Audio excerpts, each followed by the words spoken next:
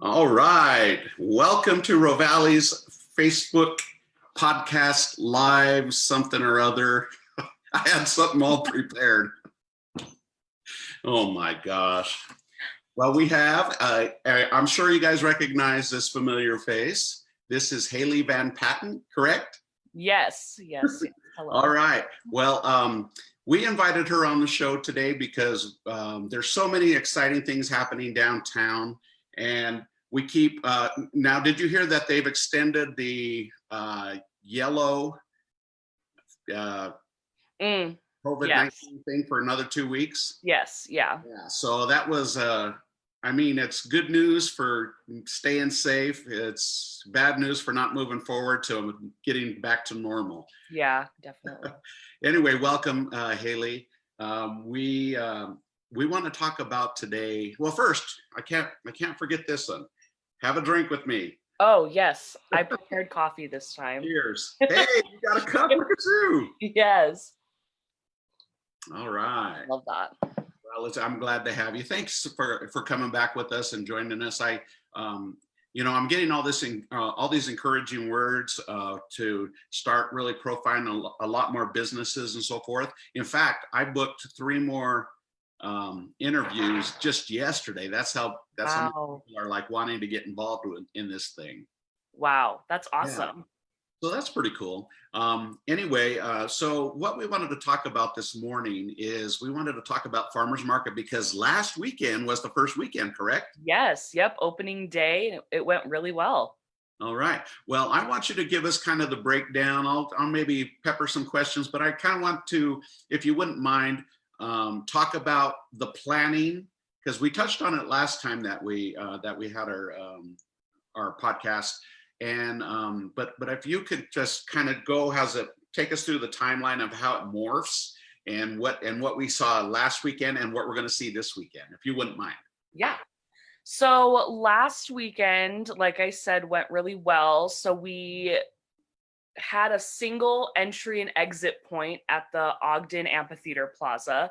So all attendees entered there, and then we were able to kind of click them in and out to make sure that we had a good count on who was actually within the footprint of the event. And then we also had hand washing stations at the entrance and at the exit. So as you were coming or going, you could actually wash your hands with soap and water. And then inside the event, all of our vendors were 10 feet apart. And then we had a one-way traffic flow with guiding arrows so that we could kind of keep people moving and people weren't getting in each other's way, running back and forth. So I thought that went really well. And then we didn't end up needing it because we never exceeded the number of people in the market at a time. But we had a queue on the sidewalk that had 6 feet apart marks where people could stand and wait to be let in if it did exceed capacity. So that was really nice. And we felt really prepared, but of course we weren't sure what to really expect, especially from the public. But we received a lot of positive feedback, a lot of people thanking us for our efforts, and a lot of people excited that they could still participate. We did see a lot of people wearing masks, so that was great. People keeping themselves safe, keeping others safe, keeping their distance. So that was nice. And you can probably expect to see the same exact footprint and outline, blueprint, everything this week. So all of those things will still be in place: the hand washing stations, the one-way traffic, the spacing of vendors. Our info booth will still be there. SNAP, EBT, double up food bucks, that will all be there this week. And we're kind of just hanging out and waiting to see what comes from the health department and from local city officials as far as moving forward. I think right now it's looking like we're anticipating another announcement maybe early July. So that might kind of inform our decisions going forward. But as of right now, in the near immediate future, we're sticking with the same plan that we had on opening day. Okay, that sounds great. And so, we've had some people come into Rovali's. And before I move any further, I want to remind everybody, and especially if you don't know Haille, she works with the Ogden Downtown Alliance, and we shorten it to ODA. So you'll probably hear us say that over and over again, but that's the Ogden Downtown Alliance. They're a fantastic organization. They work hand in hand with all of the businesses and with Ogden City. And so they're kind of like this, I don't know, this necessary go-between, so that if we have concerns with Ogden City, we can go through them. And Haille is actually my contact, and as being the liaison for Historic 25th Street, she's a great contact, but they're very responsive. It's a great organization. And before we go on a little bit, I do want to ask you a little bit about the Ogden Downtown Association. Try to tell us how long you guys have been, together, and how long you've been doing this, and also how, how you've come from the very beginnings of the association to where you are today, and how that's played a pivotal role, especially during this time of the pandemic, which nobody had a clue that was going to happen, but how your role even like morphed and changed to what it is today. Yes.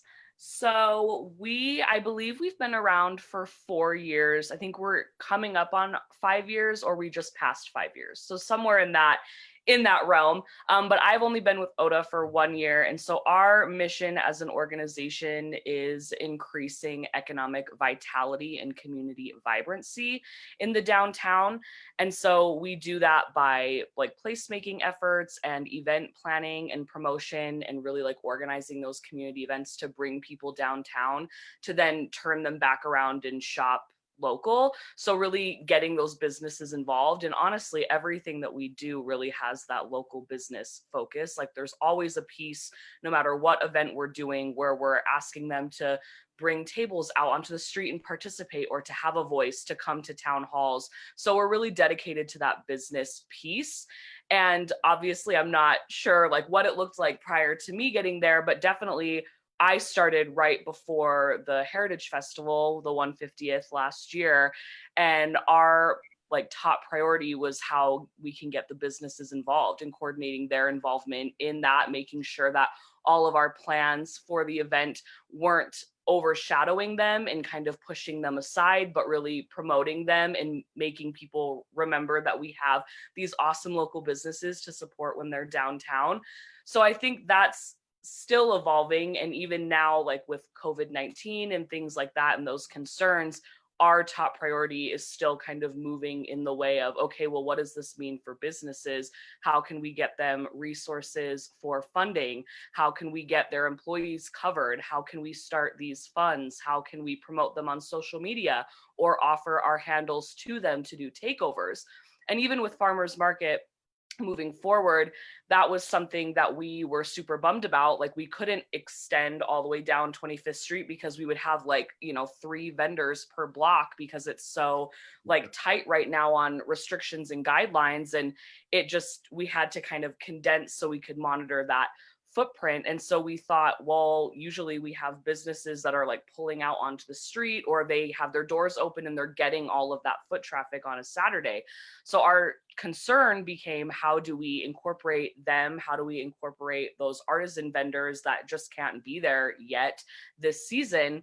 And so that's really what we've been tackling and thinking about, and that's really been our role moving forward. So we've done a couple things, and I mean, one of them, like last week, was definitely a test run, but we really tried to push on our social, like, hey, remember when you're done here, walk down 25th Street, go into these shops. We tried to encourage business owners to still have specials and sales and things that people can engage in, so that we can promote those items to kind of move traffic. Well, and Kim Bauscher, and she's, I believe her role is director, correct? Yes. Mm-hmm. Okay, so Kim Bauscher, she sent me a text asking me about that. Did foot traffic increase? What did you see? Did sales bump up and those kinds of things? And after looking at everything, I responded to her, yeah, the foot traffic did increase. So we did see a bump. Of course, it's not going to be the same as going down all the way to Wall. Yeah. And that's to be expected. But at the same time, it was a pleasant surprise, because we were like, okay, And just so you guys know, if you're not familiar with Rovali's, we are located on the 200 block, the 300 block, excuse me, 100 block. I don't even know what I'm talking about. See, it's because my camera is reversed. Okay, I faked that one. Okay, I faked it, but it's the 100 block. We're on the 100 block, but we didn't think that because the booths and all the produce and everything was on the 300 block that we were going to see anything. And it wasn't that we are looking for the worst case scenario. We're always looking for the best case scenario, but we were pleasantly surprised. And so I think the way that it's been working, and we're excited for this weekend because we want to see now that people are getting a feel for the farmers market and what it looks like. I do want to encourage you guys to go out there and support it, because as Haille said, the more people that we get, and as things improve throughout the rest of the month, then they're going to be able to add additional vendors and try and get it back to where, and I'm not just talking about trying to get it down to the 300 block. My thing is that we have a successful farmers market, because you guys had to do like a lot of, I'm sure you had to have a lot of strategic meetings and different things like that to say, how do we face this thing, and how do we still make a go, where left and right people are canceling things left, and so to do it and to really brainstorm and to be flexible enough and nimble enough to like, make this actually happen and keep people safe at the same time. That's our mantra. We try to do the same thing. And so what you guys are doing and the way that you're thinking about it is super important. And I do want to tell you a couple of things though. I've had a couple of customers that come in and they're like, well, what happened to the farmers market? It's not like it used to be, and everything like that. But one thing I want you to understand, Haille, in particular, is that we support what you guys are doing and what's happening. And so we don't say, how come they're not coming down here? It is, well, this is what they're doing. But I think, the explanation that you just gave of why you do it and how you do it, is really important for people to understand, because a lot of times they don't see those, those things because people they're habitual. I'm used to this every year, right? I'm used to it looking the same every year. And when it's different, it's kind of a shock to the system. Yeah, definitely. So what is, let me ask you this. When people, when businesses, I want to get back to the small businesses, okay? So when a small business comes to you with a concern or a complaint or whatever that the case may be, what is your kind of take us through your process, especially if it's dealing with the city, okay? Yeah. Kind of tell us the process of what ODA does, to maybe answer questions, or ask questions that you may not know of the city, and how that all works in the background. Yeah, so it's honestly just a lot of like strategic problem solving and communication, honest communication. And a lot of the questions that we get, like sometimes people will ask me things and I'll be like, oh, I've seen that online or on a website, or that information already exists. Maybe they just don't know how to access that information. So I'll send them that. But sometimes if it's something that's completely like out of our realm of control, we just sit down and say, okay, well then who can answer this? Is it city council? Is it the mayor's office? Is it like the arts and events team? Is it the business development center? Like going through, again, we know their roles sometimes more than some people in the public like know their roles. Because I think, especially me when I was younger, I assumed like, oh, the city, and the first person I would contact would be city council or the mayor. But oftentimes, like, that's not the best place to start. But people just don't know that. They just look for like the first point of contact. So it's really making sure that we can put them in contact with the right people. And then usually on my end, it's either sending that email on their behalf and saying, hey, so-and-so at the city, will you please reach out to this person? This is their question, or just asking them for an answer that I can pass on, or giving the person who has the question their email address and being like, maybe you should reach out to this person. So It looks like that, but oftentimes I like to stay in those conversations just because I'm a loop closer. Like I like to know that something I've started has been completed. So I would hate to like pass somebody off and then not hear from them for a month, and then I'll randomly wake up in the middle of the night and be like, did they ever get that situation resolved? So that's usually what it looks like, at least on my end at Oda. And that kind of follow-up is difficult too, because and it's not anything for making excuses, but it's like, okay, you gave, for example, I'll give you guys a real life example.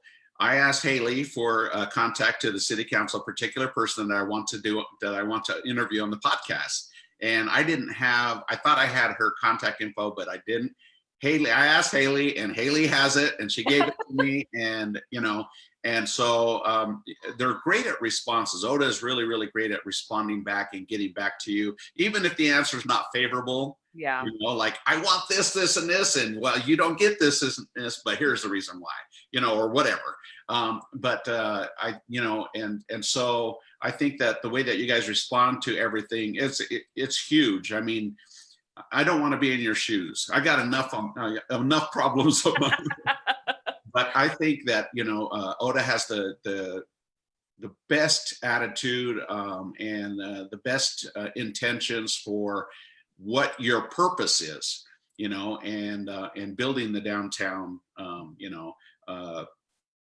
businesses and bringing more people to know it. Now you mentioned something, and I want to touch on this because there's still a lot of people like.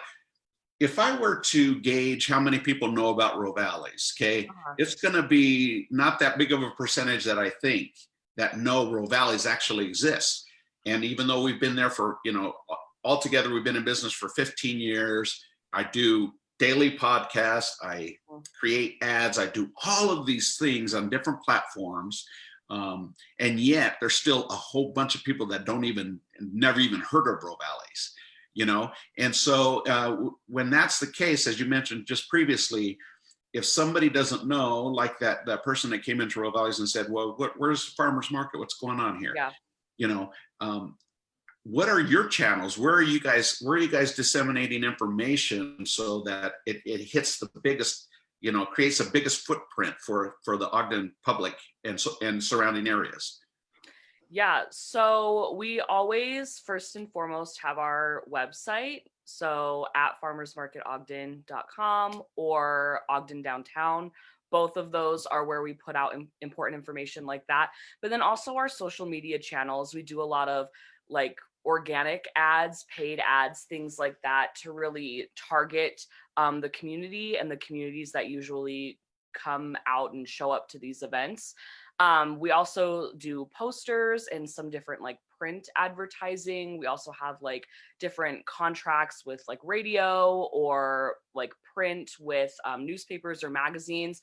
So we really do try, especially with like the situation that's happening now, we really tried to like dip ourselves into all the different pools to make sure that we were reaching those people. But then also we do kind of rely on word of mouth, and we know that our community is tight knit and the business owners are tight knit. And so we also figure if we give them the correct information, then they can kind of be like those ambassadors. So if we make sure that historic 25th Street businesses know exactly what we're doing, then when people come into like your restaurant or to your like neighboring store and they say, well, what happened to this? You can be like, oh, I got an email on that and this is where they're at right now. Instead of you being like, well, we're not sure. The last thing we heard was, back in April or back in March or something like that. So like outside of our advertising efforts, it's just really making sure that we're keeping our newsletters that come out the first week of every month updated, our emails to business owners updated, so that when you hear those questions out in the community, the word will kind of start to get around that way as well. Okay, so I've given you the opportunity to talk about the technical and the strategic aspects. Now, I want you to put on your marketing hat. Ooh. And I want you to sell this weekend's Farmers Market Ogden.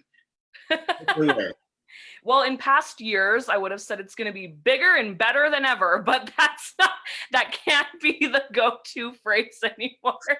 No, I think that I think that last week was a really good like trial run, and obviously no one knew what to expect. Like you never know if people will come, if people will not feel safe and no one will come. Like you just really don't, you can't gauge the attitude.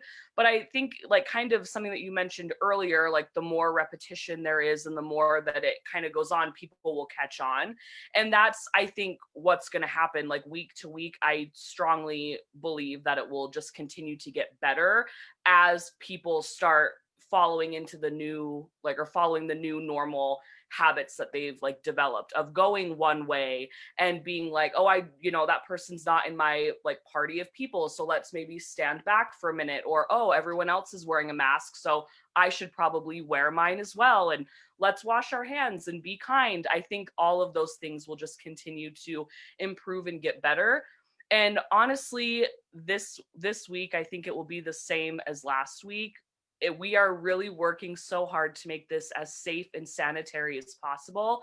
And I think something that I've noticed, like kind of just monitoring social, is people might be a little confused still and think that we just made the event smaller, but it still has all of the same components of previous years' markets. And that's not the case. And we're like heartbroken about it, not being able to have these key pieces like live music and art on the scene and, artisan booths and y'all out on the street as businesses. Like we're heartbroken that we can't have that yet. And so it really is just like an outdoor grocery store. Like if you've been to Harmon's or Smith's or even like Walmart, like it literally, maybe not Walmart, but it really is just like the outdoor version of those stores, like with the one-way traffic. And we're walking around like sanitizing things. We're walking the perimeter, monitoring people, making sure that people aren't like, doing things that they shouldn't be doing, or really just trying to promote those healthy practices.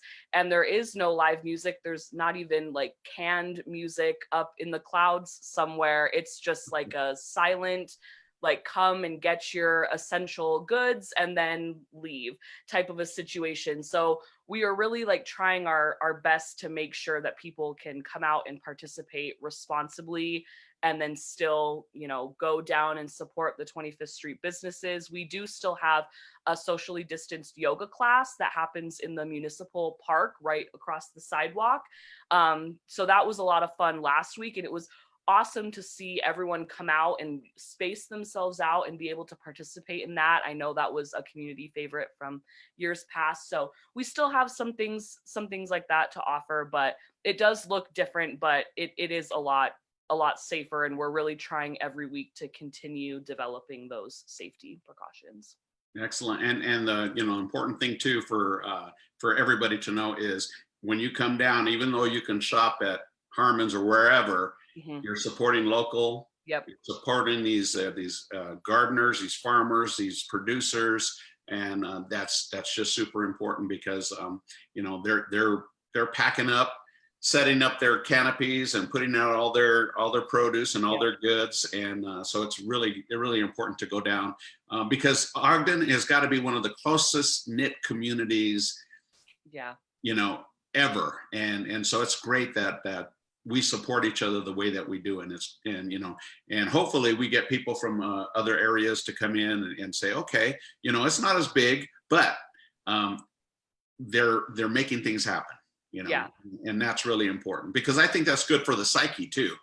I can actually go somewhere and do something for a minute, Yeah, definitely. And it's important because our mission for Farmers Market is obviously like a little different than our mission for Ogden Downtown Alliance. And at the core of our mission, it's really supporting and providing access to local agriculture and really supporting local growers and farmers. And I think our priority is the health and well-being of our community vendors, market attendees, and everything right now. That's our top priority. But we also have to continue supporting the farmers. And for some of them, these markets are really their only outlet. It's their main source for these summer months. And they're not, they're selling just at markets alone or stands on the side of the street or this or that. So it's really I guess it would be super easy for us back in April to have been been like, oh, well, let's just cancel it altogether and avoid it. But that's not holding true to our mission of that support and access to local agriculture. So it's really finding that balance of being safe for the community, but then also still supporting local, like you said. Amen, sister. No, that's pretty cool. So as we wrap this thing up, I want to thank you first and foremost for your time. And I would like to ask you, not only you, Haille, but everybody that tunes into this video to share this video, because I think it's really important that the information that Haille's just given to us about Farmers Market Ogden and also the Ogden Downtown Association is really important. And the more that we share this this video, the more people get that information. As she said, you know, there's still a lot of people that don't know, that aren't aware. But if you share it, that's part of the community too, is to share it and to get it out there so that people know this information. So, you know, hopefully the crowd will grow a little bit, but, you know, keep the safe distance. You know, as you said, everything's marked off. And so there shouldn't be any problem there, even if there's more people that show up this weekend. But it's going to be a great day for Farmers Market. And we want to encourage everybody to come out. And we do want to encourage everybody to go up and down 25th Street and the Junction and all the local areas, because there's fine restaurants, there's beautiful retail shops and all kinds of exciting things on 25th Street and the Junction. And you know, and I'm going to pitch everything down Ogden downtown, because not just historic 25th Street, because I happen to have a business there, but just everything downtown. So we just want to encourage people to get out, be safe, and as Haille said, if you're comfortable wearing a mask, do it. You know. Yes. And so that's it. And so if you will stay with me, I'm going to let Haille go. And Haille, why don't you give us your website again one more time?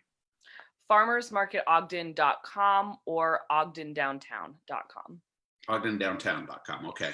All right. Well, we're going to let you go now. And then if you guys will hang on with me, I'm going to give you my features for Rovali's this week. I don't want to keep Haille there because I know I'll make her really hungry. And yes. Anyway, Haille, thank you so much. And you know, I wouldn't mind if we could do, you know, if you have stuff that you want to share, if we could invite you back, and because I just think it's really important, and I think you're such a great spokesperson that it would be really good to get that information out. Yeah, of course. Anytime. I'd be happy to come back. Thank you for having me. All right. Have a good one. Bye. Bye-bye. All right. Thank you again, Haille. So awesome to chat with you. Yeah, that was a good conversation. And I do apologize if it went a little long, but you know what? There's a lot of information to cover, a lot of information to digest, to dissect, to think about. But here's the thing, the overall goal is we want to try to get our community back to normal. We want to try to let you know that there's more than COVID-19. Okay, there's so much more. There's life to be lived. All right. So I just think that's important, and we want to keep you guys enthusiastic, and we want to get you out of the house and let you know that there's still things going on, and it's fantastic. So with that being said, let me tell you, because we got things going on at Rovali's too. Our featured dish today, starting today and throughout the weekend, is our shrimp primavera. That one is really good. It is a sauteed shrimp over a spaghetti pasta with fresh veggies and a light tomato sauce. That is one of the greatest dishes because it's like garden fresh veggies, and it's a lighter dish because the sauce is light. It's more kind of I don't want to say a juice, but kinda. Okay, so it's very light but very fresh and delicious, and I really like that dish.